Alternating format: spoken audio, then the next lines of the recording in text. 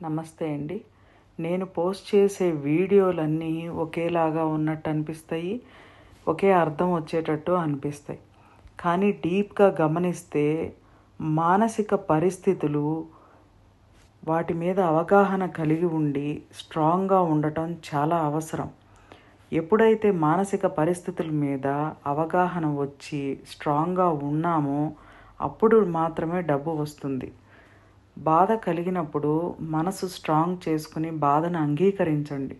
బాధ ఎందుకు కలిగింది? ఏ మిస్టేక్ చేస్తే బాధ కలిగింది అని విశ్లేషించుకోండి. ఆ మిస్టేక్ మళ్ళీ చేసి బాధ కలిగించుకోకుండా ఉండండి. ప్రతి ఒక్కదానికి సంపదలకి లింకు ఉంది. మానసిక పరిస్థితులకి, మన యొక్క సంపదలకి ఖచ్చితంగా లింక్ ఉంది. గమనిస్తే మీకే అర్థమవుతుంది. Universal life style drugless treatment centre.